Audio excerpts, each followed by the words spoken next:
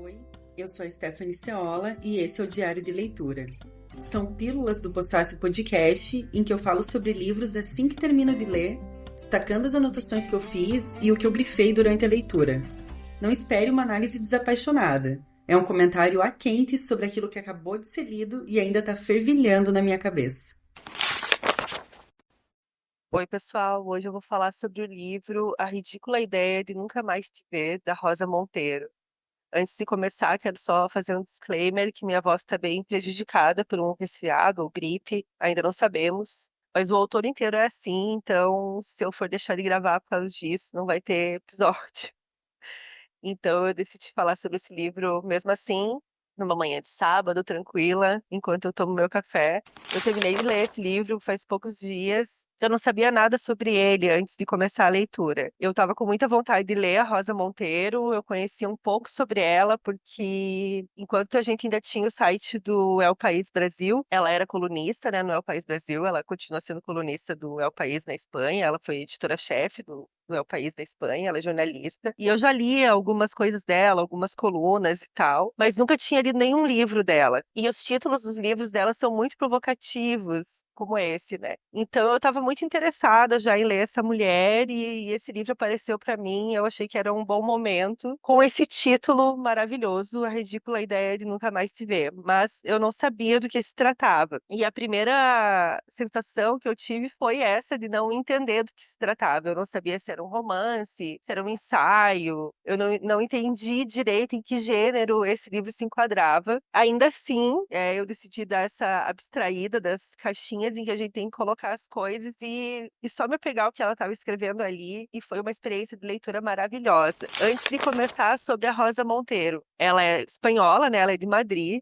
É um dos principais nomes da literatura contemporânea na Espanha. Ela tem outros livros como A Boa Sorte, Nós Mulheres. Esses estão publicados pela Todavia no Brasil, assim como A Ridícula Ideia de Nunca Mais Te Ver. Eu vi uma entrevista dela para o Roda Viva, de uns anos atrás, em que ela fala sobre a experiência dela de escrita e tal. Sobre esse livro também eu achei muito interessante, porque ela foi questionada sobre se o que ela faz é autoficção. E ela diz algumas coisas bem interessantes nesse sentido. A primeira é uma coisa que eu acho muito importante reforçar, que é a gente não confundir autoficção com literatura testemunhal. Qual que é a defesa dela? A autoficção é uma ficção que tem elementos pessoais, autobiográficos ali. A literatura testemunhal não tem nada de ficção, é só a parte biográfica, é uma pessoa narrando aquilo que ela viveu. E ela também acha que está tendo meio que um modismo relacionado à autoficção, também por isso ela rejeita esse título. E o que ela explica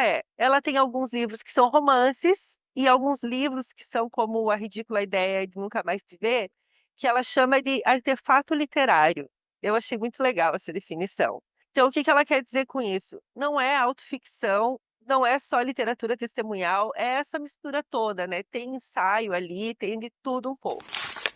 E nesse livro, agora eu vou contar para vocês a sinopse, tá? Que, né, eu demorei para descobrir o que que ela estava fazendo, mas uma breve busca no Google me revelaria tudo. Mas enfim, eu não quis fazer essa busca, eu quis mesmo ser surpreendida pelo livro. No site da Todavia, que é a editora que publicou esse livro no Brasil, diz o seguinte: quando Rosa Monteiro leu o impressionante diário, incluído como apêndice nesse livro, que Marie Curie escreveu após a morte de seu marido, ela sentiu que a história dessa mulher fascinante guardava uma triste sintonia com a sua própria. Pablo Liscano, seu companheiro durante 21 anos, morrera havia pouco depois de enfrentar um câncer. As consequências dessa perda geraram esse livro vertiginoso e tocante a respeito da morte, mas sobretudo dos laços que nos unem ao extremo da vida. Então aí a gente já sabe. Ela parte da leitura que ela fez dos diários da Marie Curie. A Marie, primeira mulher a receber o Nobel de Física pela descoberta do rádio, do elemento, né? Tem um filme sobre ela, acho que está na Netflix. Se quiserem conhecer melhor. A história dessa mulher é fascinante, realmente, é impressionante. E o que que aconteceu? A Rosa, ela conta isso no livro, que uma amiga enviou para ela o diário da Marie e ela ficou muito impressionada com a história daquela mulher e eu também fiquei. E isso é muito interessante de ler esse livro, porque assim, você está descobrindo duas histórias ao mesmo tempo. Eu fui descobrindo a história da Marie Curie e do luto dela, porque é o diário que ela escreve após a morte do marido marido. Tem algumas coisas de antes, mas tem esse elemento central que é a morte do marido, esse momento importante, né? Que morreu numa tragédia na França, o que foi uma coisa absurda. O cara foi atropelado por uma carroça. Então, é a Rosa comentando o diário da Marie, enquanto ela também vai relacionando com o momento de luto que ela tá vivendo depois do companheiro dela ter falecido. Então, tem esses dois aspectos muito interessantes, essas duas histórias que a gente vai descobrindo meio que simultaneamente, né? E isso é muito, muito interessante. E também porque, assim, quando eu falo que é um livro sobre luto, sobre morte, dá uma impressão de que é uma coisa super pesada, né? Só que não é. Ela é muito engraçada, ela é muito sagaz, ela é perspicaz, ela é divertidíssima. Então, se torna uma leitura muito leve, apesar de ter esses momentos mais tristes, né? Eu demorei para entender a morte do marido dela nesse contexto. Em uma boa parte do livro eu fiquei muito presa aos comentários dela sobre o diário da Marie, até eu entender que ela também tinha passado por esse momento de luto, né? O livro já começa com um capítulo chamado A Arte de Fingir a Dor, e a primeira frase eu já grifei, que diz: como não tive filhos, a coisa mais importante que me aconteceu na vida foram meus mortos. Aí você já meio que entende que essa mulher, onde ela quer chegar, né? Ela trata o luto com muito respeito, ela trata a morte com muito respeito, isso é muito bonito, né? Que ainda também nesse primeiro capítulo tem um bom exemplo desse senso de humor dela, em que ela mesma tá falando, tipo, ela fala assim: confesso a você que tenho uma ideia do que desejo fazer com esse texto, mas será que o projeto se manterá até o fim ou surgirá outra coisa? Sinto-me como o pastor daquela velha história que entalha distraidamente um pedaço de madeira com sua navalha. E quando alguém lhe pergunta que figura está fazendo, ele responde: olha, se sair com barba, São Francisco, se não, a Virgem Maria. E aí ela diz que a santa desse livro é a Marie Curie. E aí ela explica que ela sempre achou que essa mulher era muito fascinante, que ela é um personagem muito incomum, que parece muito maior do que sua própria história. Ela dá uma breve biografia da Marie Curie, né? Foi uma polonesa, ela ganhou 2 prêmios Nobel, um de física em 1903, em parceria com o marido dela, o Pierre, e outro de química em 1911, sozinha. Em toda a história do Nobel, só teve outras 3 pessoas que ganharam 2 vezes essa distinção. Ela cita os nomes aqui, mas não foram mulheres, né? Ela foi a única. E, bom, ela vai falando de quando o diário da Marie chegou nas mãos dela. E aí ela vai mostrando pra gente o quanto a Marie foi uma mulher impressionante, realmente, né? Porque era uma época em que as mulheres não podiam, não se permitia que elas fizessem nada, muito menos sozinhas. E essa mulher descobriu o rádio, que é um elemento que permitiu o tratamento contra o câncer por radioterapia, mas também um elemento extremamente radioativo que muito provavelmente contribuiu com a morte da própria Marie, que tinha uma saúde super frágil e tal, né? Ela cita que desde o começo do Nobel até 2011, 786 homens ganharam o prêmio Nobel contra apenas 44 mulheres. E a maioria das mulheres recebeu o prêmio Nobel da Paz ou de Literatura. E aí a gente também vê, tipo, que área que está separada pra gente, né? Ó, aqui vocês podem entrar. Física já meio que não, né? E aí ela vai explorando o quanto essa mulher conseguiu, e conseguiu, não tô falando de méritos, né, gente? Mas o quanto essa mulher se destacou numa área em que as mulheres, em geral, não conseguiam adentrar. Aí a Rosa fala sobre esse processo dela de escrita, desses artefatos literários, durante todo o texto. Então, ele está permeado por essa análise dela sobre a própria literatura e a literatura dela, né? O que ela produz. Tem um momento ainda logo no começo em que ela fala, um episódio na década de 80 em que ela não conseguia mais escrever, assim, ficou travada. E ela cita que foi um maldito inferno, pois ao perder a escrita, perdi também o nexo com a vida. Sentia uma lassidão, uma distância da realidade, uma névoa que borrava tudo, como se eu não fosse capaz de me emocionar com o que vivia, se não elaborasse mentalmente através das palavras. Aí ela conta como que essa biografia da Marie Curie chegou até ela. Foi uma editora que mandou um e-mail para ela propondo que ela fizesse o prólogo para uma coleção de livros bem curtos. E queria que ela escrevesse especificamente sobre o diário da Marie Curie, que era composto por pouco mais de 20 páginas, que ela escreveu ao longo de 12 meses após a morte do marido. E essa amiga, né, a editora, falou que pensou nela para escrever porque o diário reflete com crueza explícita o luto da Marie pela perda do marido. E aí ela foi lá, leu o diário e ela disse que ficou muito impressionada. E mais do que impressionada, ela ficou obcecada pela Marie. Aí ela foi lá, comprou um monte de biografia da Marie Curie. Ela sabia algumas coisas, mas não muitas. E ela começou a se interessar demais por aquela personagem. Eu acho que tem uma coisa muito interessante nisso, porque assim, eu pensava na Marie Curie como uma mulher super prática, fria, uma mulher extremamente inteligente, mas uma mulher de poucas emoções, digamos assim. E esses diários dela após a morte do Pierre revelam outra coisa, outra mulher. E como é interessante a gente acessar essas outras pessoas dentro da pessoa, né? E a Rosa também reflete sobre isso, também por isso ela ficou tão interessada, né? E ter acessado esse livro, esse diário, e ter começado a pesquisar sobre a Marie, e ter começado a escrever sobre isso, fizeram com que a Rosa recuperasse essa vontade de escrever. E ela usa uma frase linda aqui: vontade de escrever como quem respira. Eu achei isso tão bonito. No capítulo seguinte, o capítulo que dá nome ao livro, A Ridícula Ideia de Nunca Mais Se Ver, a Rosa começa dizendo o seguinte: a verdadeira dor é indizível. Se você consegue falar a respeito das suas angústias, está com sorte. Significa que não é nada tão importante, porque quando a dor cai sobre você sem paliativos, a primeira coisa que ela lhe arranca é a palavra. É provável que você reconheça o que estou dizendo. Talvez já o tenha experimentado, pois o sofrimento é algo muito comum em todas as vidas, assim como a alegria. Falo daquela dor que é tão grande que nem parece nascer dentro de você, como se você tivesse sido soterrada por uma avalanche. E está tão enterrada debaixo dessas toneladas de dor pedregosas que não consegue nem falar. Você tem certeza de que ninguém vai ouvi-la.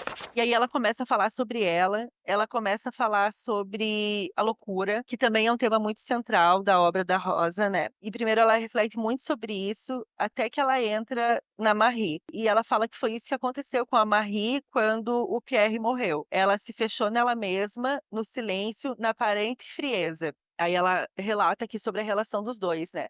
A Marie e o Pierre estavam casados fazia 11 anos, eles tinham duas filhas, a mais nova estava com 14 meses ali. O Pierre tinha saído de casa naquela manhã, como de costume, a caminho do trabalho. Almoçou com os colegas e, ao voltar para o laboratório, escorregou e caiu em frente a uma pesada carruagem de transporte de mercadorias. Os cavalos desviaram dele, mas uma roda traseira lhe arrebentou o crânio, morreu na hora. Aí ela já cita um trecho do diário da Marie. Entro no salão. Dizem-me, morreu. Pode alguém entender tais palavras? Pierre morreu. Ele, a quem eu vira partir naquela manhã. Ele, a quem eu esperava apertar entre os braços naquela tarde. Eu só tornaria a vê-lo morto. E acabou-se, para sempre. Aí que vem a ideia da ridícula ideia de nunca mais se ver. E a Rosa vai refletindo sobre isso. Tipo, como é que é possível que a pessoa simplesmente não esteja mais? Sabe?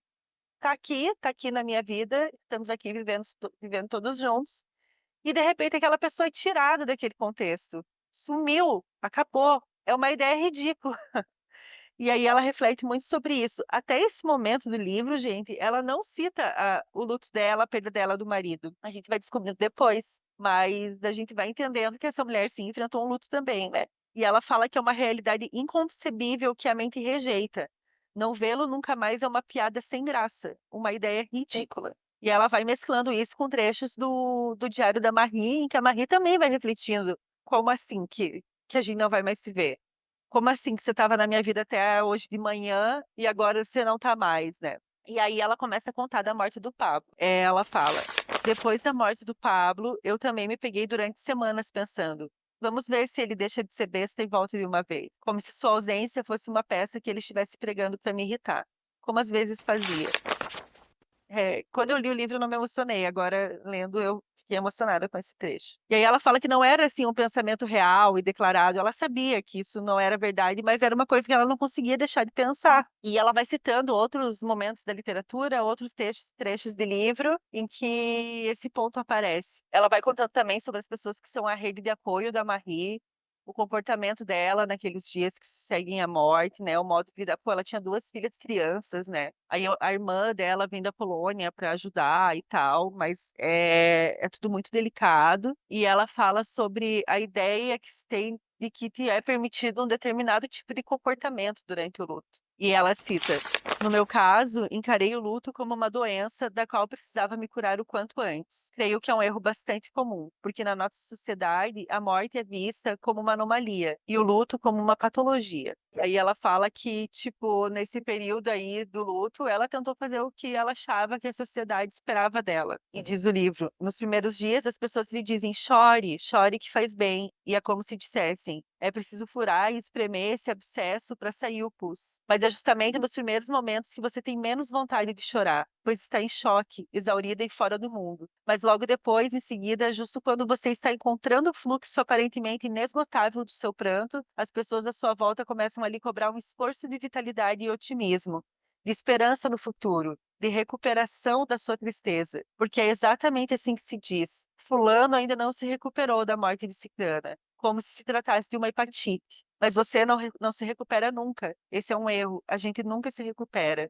Se reinventa. Não é minha intenção criticar ninguém ao contar isso. Eu também agi assim antes de saber. Também disse chore, chore, e 3 meses depois, vamos, chega, levante essa cabeça, ânimo, com a melhor das intenções e o pior dos resultados. Certamente. Quem nunca, né? Quem nunca teve dos dois lados? Ela vai citando trechos do Diário do Pierre, né? Mesclando com essa narrativa dela. Olha que ato falho, que não é falho. Ela vai citando trechos do Diário da Marie. E uma coisa muito interessante é que no Diário da Marie, eu não sei se vocês já escreveram diário, eu escrevi até a adolescência, e o meu diário era: querido diário, hoje aconteceu tal coisa. Ou só depois de um tempo, hoje aconteceu tal coisa, sem me dirigir a ninguém especificamente. O Diário da Marie é direcionado ao Pierre. É como se ela se dirigisse a ele. Então ela começa assim: numa manhã de maio de 1906. Meu Pierre, levanto depois de ter dormido bem, relativamente tranquila. Passado apenas um quarto de hora de tudo isso, e vê só, mais uma vez tenho vontade de uivar como um animal selvagem. E é interessante acessar esse tipo de coisa que a Marie escrevia, porque são coisas que realmente não combinam com a imagem que eu tinha da Marie, né? A mulher fria. E surpreende demais acessar essa mulher. Ela é incrível, a crueza com que ela trata a dor. E a gente percebe isso, né? Que ninguém está imune a esse sofrimento. E a Rosa analisa isso, né? Ela diz: provavelmente Marie Curie tenha se salvado da ruína escrevendo essas páginas, que são de uma sinceridade, de um desprendimento, de uma nudez impactantes. É um diário íntimo, não foi pensado para ser publicado. Por outro lado, ela não o destruiu, conservou. Claro que era uma carta pessoal dirigida a Pierre, um último elo de palavras, uma espécie de cordão umbilical derradeiro com seu morto. Não me admira que Marie fosse incapaz de se desfazer dessas anotações desoladoras. Depois tem um capítulo que se chama Uma Jovem Estudante Muito Sábia, em que ela se dedica a contar a história da Marie Curie, desde lá da Polônia, com a família, como é que ela se dedicou aos estudos a ponto de ir para a França estudar, né, conseguir bolsa, virou professora. É uma história fenomenal, assim, dessa mulher. A Rosa cita uma foto da Marie, bem jovenzinha, logo que ela chega na França, e conta que o Pierre, ao ver aquela foto, dizia que era a foto de uma jovem estudante muito sábia. E quando ele morreu, né, no velório, a Marie colocou essa foto no caixão. E tem essa imagem ali no livro, muito bonita. É um longo capítulo dedicado a contar a história da Marie. Não vou passar por isso aqui, porque é longo e é muito interessante. E quem se interessar pela história dessa mulher precisa ler esse livro. Traz aspectos como, por exemplo, ela ser descrita como uma mulher com pouca feminilidade, a responsabilidade que ela tinha em atender as expectativas da família. Tudo isso perpassando uma mulher que queria ser cientista, né, que queria estudar.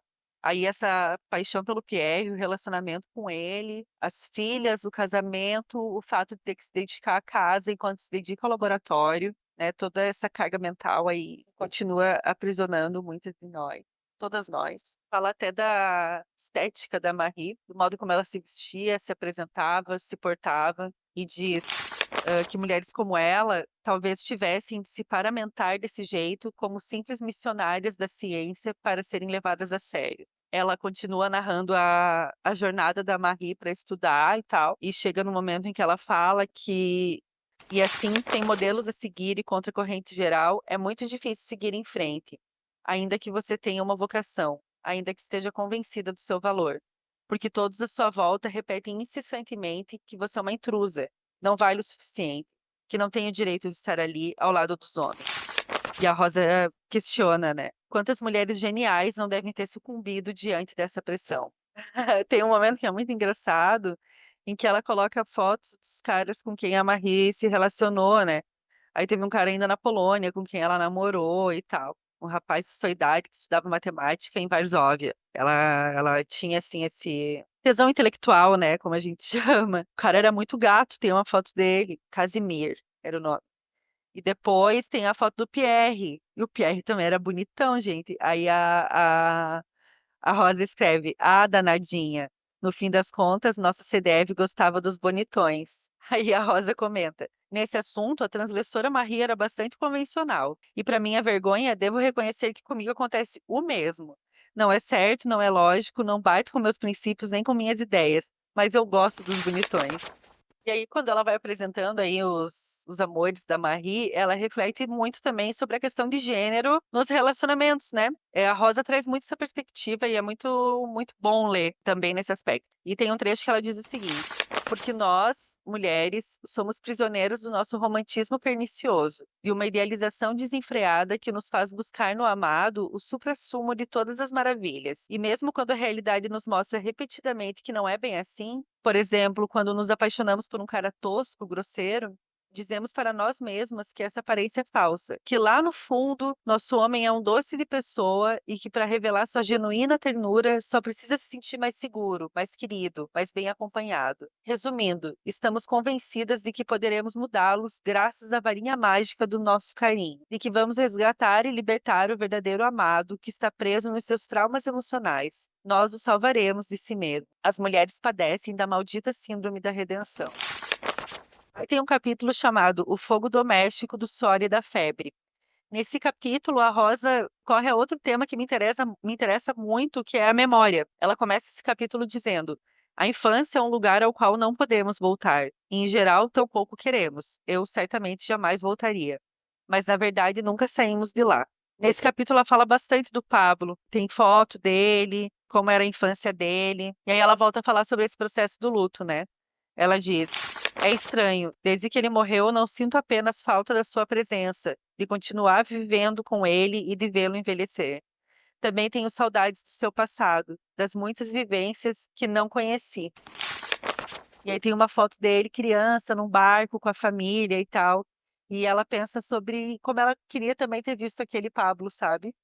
Eles passaram 21 anos juntos, né? Ela disse que foi a relação mais longa da vida dos dois. Tem um trecho que ela escreve: Acho que o conheci melhor do que ninguém. E sem dúvida não houve nem haverá na minha vida uma pessoa que chegue a me conhecer tão bem quanto ele.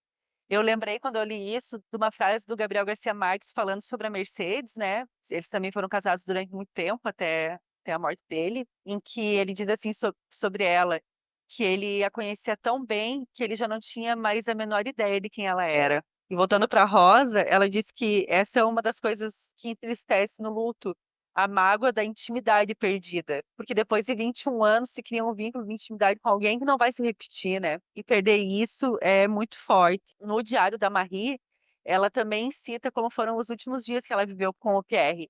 Eles tinham ido para uma casa de campo com as filhas e tal, e fica muito latente essa intimidade, né, que se perde depois. Ela fala, a Marie, que ela fez a comida que ele gostava, deles dormindo com as filhas, deles passeando pelo campo. Tem um trecho que ela escreve, a Marie: Dormíamos enroscados um no outro, como de costume, e eu te dei um lencinho da Eve para cobrires a cabeça. A Eve é uma das filhas. A Rosa conta que em outro romance ela escreveu que o amor consiste em encontrar alguém com quem compartilhar esquisitice. Eu gostei disso. E aí, o livro avança com algumas coisas que a Rosa vai refletindo, que também me remeteram ao livro que eu fiz o último episódio do Diário de Leitura, que é o Ressuscitar Mamutes, da Silvana Cavano. Naquele livro, a protagonista tenta reconstituir a memória da mãe. Eu recomendo que vocês ouçam. E tem um trecho aqui, em A Ridícula Ideia, que a Rosa escreve: É por isso que eu lamento não conhecer também o passado da vida de Pablo que não vivi. Quero saber tudo sobre ele. Se pudesse saber tudo, absolutamente tudo, seria como se ele não tivesse morrido. E aí ela acha que escrevendo esse diário também foi isso que a Marie fez. Foi prolongar um pouco a vida do Pierre, né? Por meio das palavras, das lembranças do que ela tinha sobre ele. Aí tem outro capítulo chamado Elogio dos Esquisitos. Gostei muito. Em que ela tá falando ali sobre o Pierre, a Marie, as pessoas do contexto deles. E ela conta como que foi que a Marie e o Pierre se conheceram. Foi uma amiga em comum que apresentou os dois. e disse que eles tinham muito em comum. Eram duas pessoas bem esquisitas. Rosa afirma que ela tem certeza que a Marie baseava seus encantos no seu intelecto. Sobre essa amiga que apresentou os dois, a Rosa fala que ela adivinhou que aqueles dois amigos tão solitários e esquisitos podiam fazer muito bem um ao outro estando juntos. Foi isso, eles se conheceram num jantar, se apaixonaram à primeira vista, pelo menos pro Pierre, diz a Rosa, e em algumas semanas depois já estavam trocando cartas, apaixonadas e tal. Aí tem um trecho fofo de uma carta que o Pierre mandou para Marie. Ele estava em Varsóvia e tem um trecho da carta que diz assim: seria lindo, embora não me atrevo a acreditar nisso, passarmos a vida um ao lado do outro, hipnotizados por nossos sonhos. Seu sonho patriótico, nosso sonho humanitário e nosso sonho científico. De todos esses sonhos, acho que apenas o último é legítimo. Quero dizer que não está em nossas mãos mudar a sociedade, e se fosse assim, não saberíamos o que fazer. E se agíssemos apressadamente, jamais teríamos a certeza de não estarmos fazendo mais mal do que bem, adiando alguma evolução inevitável. Por outro lado, no âmbito da ciência, podemos pretender fazer algo. Aqui o terreno é mais sólido e qualquer descoberta, por menor que seja, é uma conquista. Aí eles foram lá e descobriram o rádio e ganharam o Nobel, os dois juntos. No capítulo seguinte, a Rosa escreve sobre os dois. Sempre me encantaram essas sintonias, essas extraordinárias coincidências do destino que de tempos em tempos a vida nos concede quando se torna magnânima, e que fazem com que, na imensidão do mundo, dois seres de difícil adaptabilidade se unam, como nesse caso. Duas mentes superdotadas, duas pessoas esquisitas, solitárias, de intensa e utópica entrega, apaixonadas pela ciência, de idades parecidas, do sexo oposto sendo heterossexuais, as duas sentimentalmente desimpedidas no momento do encontro, ambas na idade ideal, porque poderiam ter se conhecido idosos ou crianças, e ainda por cima atraídas sexualmente uma pela outra. Não é um milagre? Aí, assim, relação linda, né, gente? Relação linda, casamento. Eles foram de bicicleta pra lua de mel depois. Eram bikers. Tudo maravilhoso, né? Tudo fluindo muito bem. Porém, diz a Rosa, compartilhavam tudo, menos o trabalho doméstico.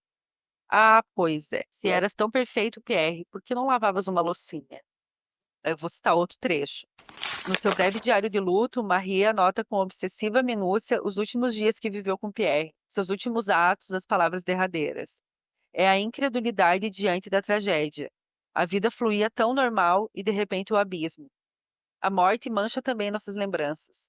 Não suportamos relembrar nossa ignorância, nossa inocência. Aí a Rosa faz aquilo que a Marie também fez, né? Ela cita: aqueles dias que passei com Pablo em Nova York, apenas um mês antes dele ser diagnosticado com câncer, são agora uma memória incandescente. Ele estava mal e eu não sabia. Estava tão doente e eu não sabia. Restava-lhe um ano de vida e eu não sabia. Esse desconhecimento queima, esse pensamento persegue. Essa inocência de ambos antes da dor é insuportável. Com uma morte assim como a de Pierre, com um diagnóstico assim como o de Pablo, o mundo desmorona. E das ruínas você fica obcecado, remoendo o instante anterior ao terremoto. Ah, se eu soubesse, disse para si mesmo. Mas não, você não sabia. E a Marie lembra também o momento da última conversa que eles tiveram, a manhã final, né? Emma voltou e tu a criticaste por não manter a casa bem o suficiente. Ela havia pedido um aumento. Estava saindo, tinha pressa. Eu estava cuidando das meninas e fosse embora perguntando em voz baixa se eu iria ao laboratório. Respondi que não sabia e pedi que não me atormentasses. E justo aí fosse embora. A última frase que dirigi a ti não foi uma frase de amor e ternura. Depois só te vi de novo morto. E sobre isso que a Marie faz, de se dirigir ao Pierre no diário, né? A Rosa afirma: Marie se dirige a Pierre porque não pôde se despedir, não pôde lhe dizer tudo o que tinha para dizer, não pôde completar a narrativa da sua existência em comum.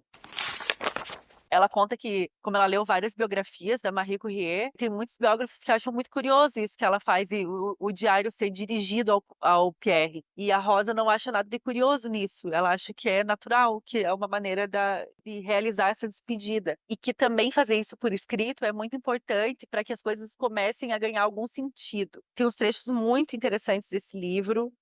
Eu vou ler alguns. A Rosa escreve: Para viver, temos de nos narrar. Somos um produto da nossa imaginação. Nossa memória é, na verdade, um invento, uma história que reescrevemos a cada dia. O que lembro hoje da minha infância não é o que eu lembrava há 20 anos. O que significa que nossa identidade também é fictícia, já que se baseia na memória. Eu adoro esse assunto.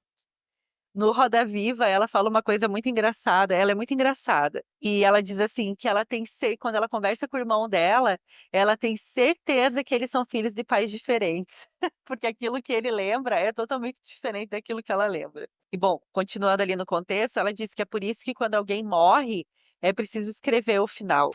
O final da vida de quem morre, mas também o final da nossa vida em comum.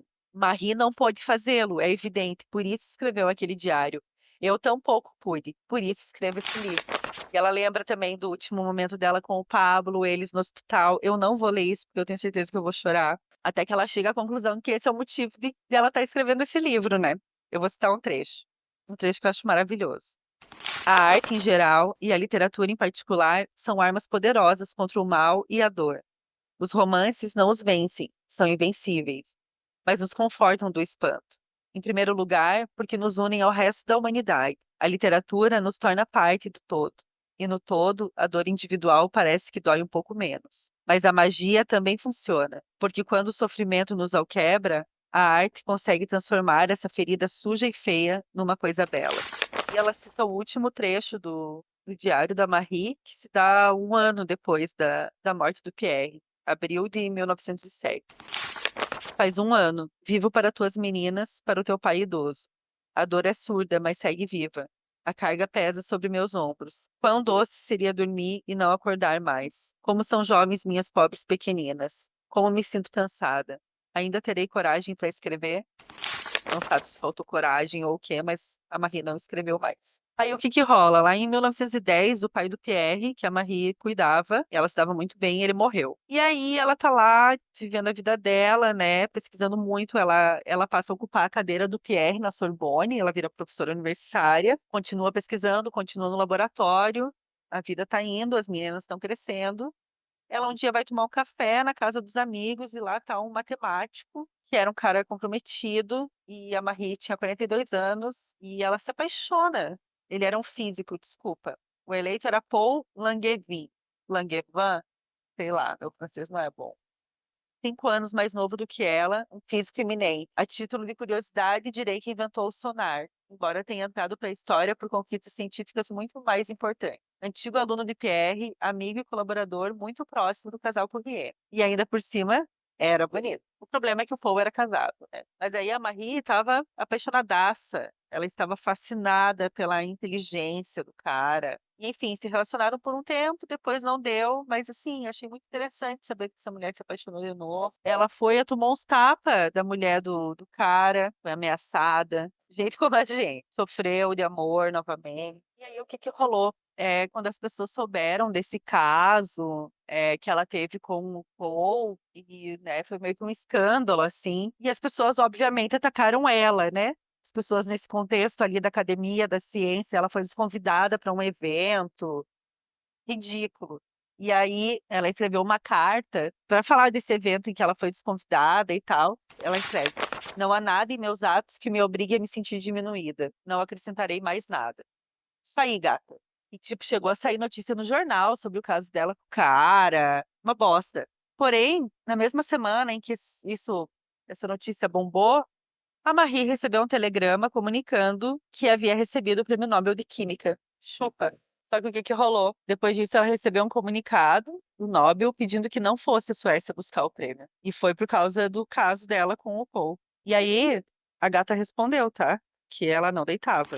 Acredito que a atitude que os senhores me recomendam seria um grave erro da minha parte. Na realidade, o prêmio foi concedido pela descoberta do rádio do polônio. Creio não haver qualquer relação entre meu trabalho científico e os fatos da minha vida privada. Não posso aceitar, por princípios, a ideia de que a apreciação do valor do trabalho científico seja influenciada pela calúnia e pela difamação sobre minha vida privada. Estou convencida de que muitas pessoas compartilham da mesma opinião. Entristece-me profundamente que os senhores não estejam entre elas. Eita porra! E aí ela foi lá buscar o Nobel, sim.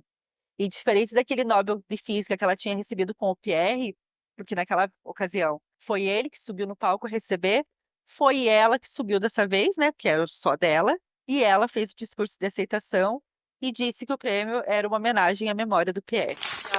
A Rosa, nesses capítulos finais do livro, ela vai falando sobre o quanto é preciso fazer algo com a morte, né? O que a Marie fez com a morte do Pierre, o que ela faz com a morte do Pablo.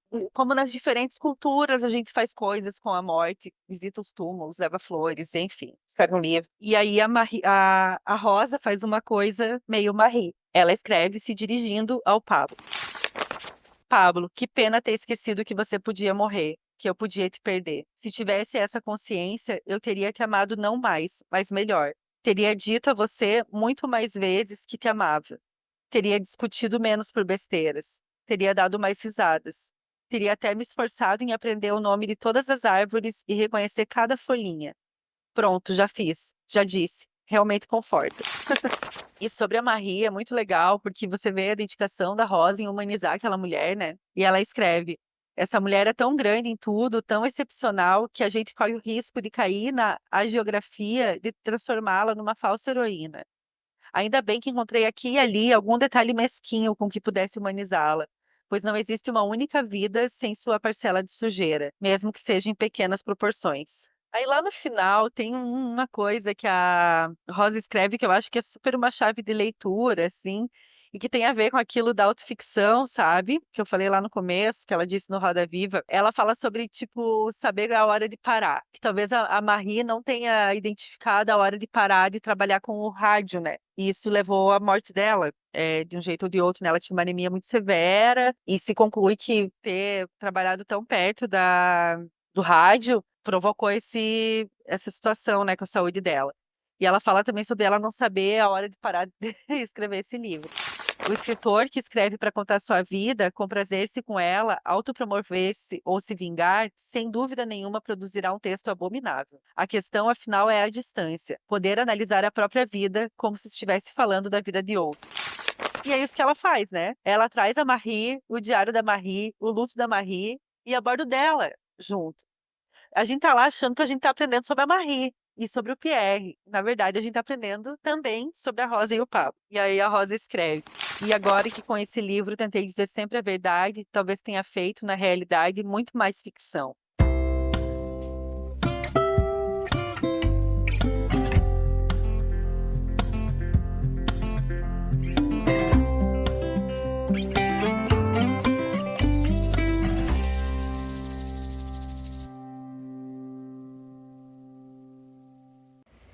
O Diário de Leitura é um quadro do Pós-Fácil Podcast, produto do Pós-Fácil Hub de jornalismo em áudio. Para conhecer melhor esse trabalho, procure Pós-Fácil Podcast nas redes sociais. Considere também apoiar esse projeto. Acesse apoia.se/Pós-Fácil-Podcast. Contribuindo com R$10 por mês, você apoia o jornalismo cultural independente e concorre a combos de livros todos os meses. Obrigada por ouvir esse episódio. Se gostou, compartilhe. Pós-Fácil.